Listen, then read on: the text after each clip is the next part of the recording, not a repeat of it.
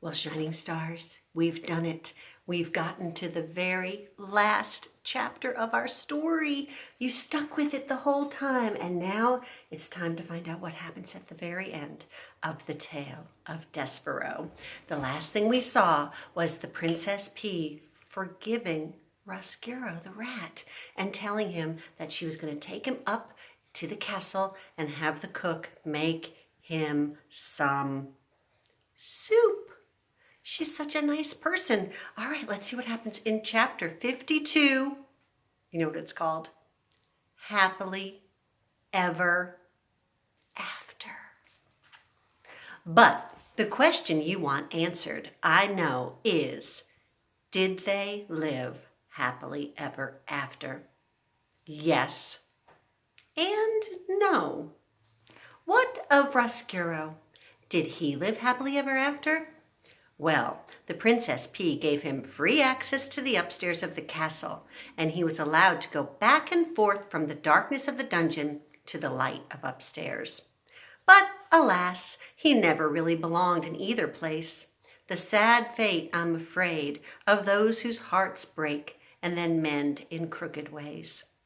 But the rat, in seeking forgiveness, did manage to shed some small light, some happiness into another life. How? Roscuro, reader, told the princess about the prisoner who had once owned a red tablecloth, and the princess saw to it that the prisoner was released. And Roscuro led the man up out of the dungeon and to his daughter, Miggery Sow. As you might have guessed, Miggery Sow did not get to be a princess, but her father, to atone for what he had done, treated her like one for the rest of her days. If you remember, Miggery Sow's father sold her for the red tablecloth and a pack of cigarettes and a couple other things I don't remember. And what of Despero? Did he live happily ever after? Well, he did not marry the princess, if that is what you mean by happily ever after. Even in a world as strange as this one, a mouse and a princess cannot marry. But, reader, they can be friends. And they were. Together, they had many adventures. Those adventures, however, are another story. And this story, I'm afraid, must now draw to a close. But before you leave, reader, imagine this. Imagine an adoring king and a glowing princess, a serving girl with a crown on her head and a rat with a spoon on his, all gathered around a table in a banquet hall. In the middle of the table, there is a great kettle of soup. Sitting in the place of honor, right next to the princess, is a very small mouse with very big ears. And peeking out from behind a dusty velvet curtain, looking on in amazement at the scene before them, are 4 other mice. Who do you think they might be?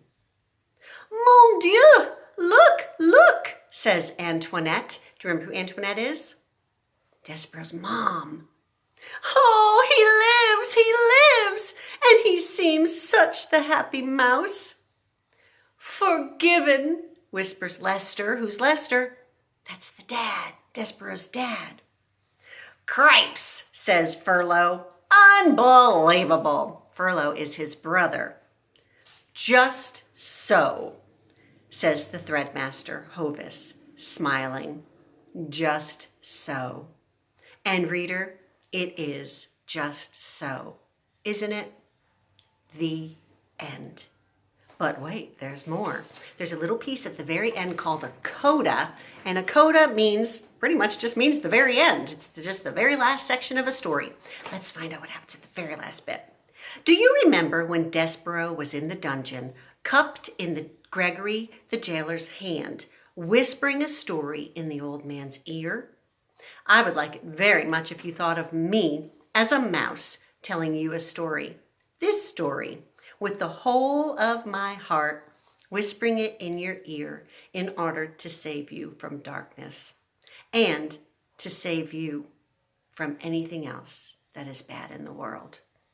Stories are light. Gregory the jailer told Despero.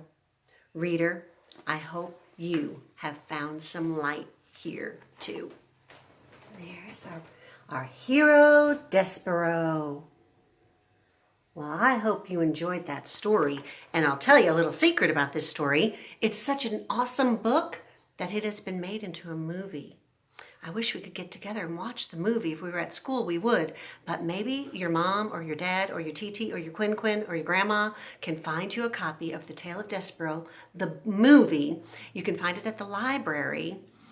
I've got it at my house if I could figure out a way for us to watch it somehow. But it's a really good movie, and I think you would enjoy it. So I hope you liked our story. And now that we're finished with the chapter book, I'll find something else to start reading to you tomorrow. Goodbye, shining stars.